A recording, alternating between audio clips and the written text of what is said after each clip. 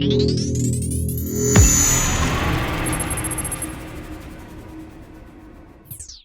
to him, anyone who's following me. Then I tried to speak to him, he's not listening. Then I said, okay, yeah, Prophet had sex with his daughter-in-law.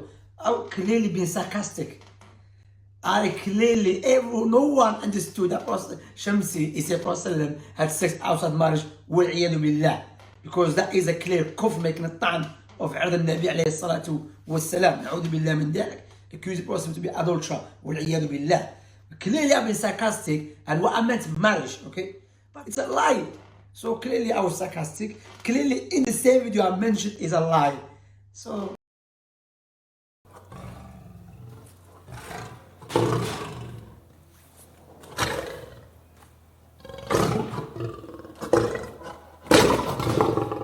Brother Shamsi has made a response to the initial advice I gave him about him saying in sarcasm, let's use his word, in sarcasm, yeah, the Prophet had sex with his daughter-in-law to a hooligan, unworthy heckler to try and get him away from him.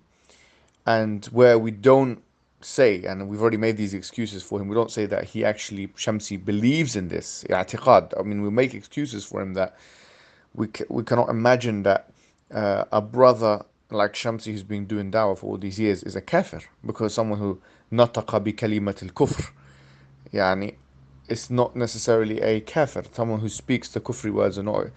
And also there's the qaida, which is من ثبت إسلامه باليقين لا يزول بالشك. Like whoever his Islam has been affirmed with certainty, it cannot be diminished with doubt. So I want to be very clear here, we're not making takfir of Brother Shamsi, and I don't think anyone should, and this is a very important disclaimer.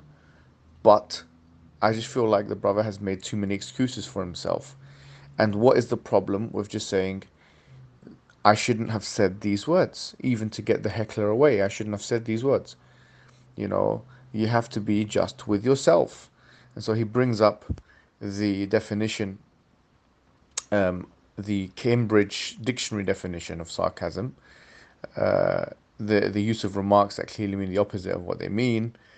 That's fine. First of all, that's not a universally accepted definition. Merriam-Webster has a different definition, and Oxford has a different definition. But let's go with that definition. Let's go with if this is exactly what you meant, and I actually do believe that you didn't mean those things.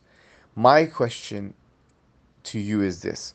My question is, where in the Quran, where in the Sunnah, where in the aqwal of the Salaf, does it say you can use kalimat kufriya, which are disbelieving words, which you acknowledged in the video are disbelieving words, because it's fi abd al-nabi, ta'an fi abd al-nabi, it's an attack on the honor of the Prophet. Where in the Quran, where in the Sunnah, where in the aqwal of the Salaf do we find a license for a Muslim to use such words, in sarcasm, which is kufri words? That's it. ولكن البينة على المدعي. As the hadith says, the burden of proof is upon the one who's making the claim.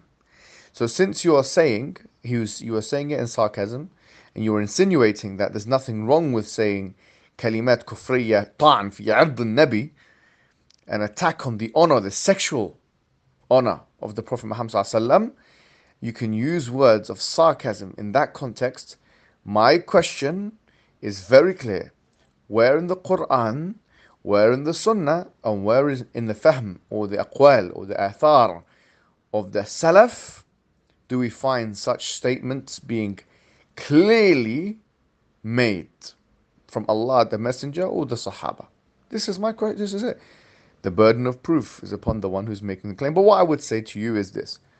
We might be adversarial in some of our positions to do with tabdi'a and whatever, but this should not prevent you, from speaking the truth against yourself. I really think you should think this through, because if you want to justify kufri statements, it's going to discredit you more than you are already discredited, and it's going to ruin your credibility, and it's going to make everyone know that you're that the pursuit of your own individual case or status is dearer to you than the pursuit of truth.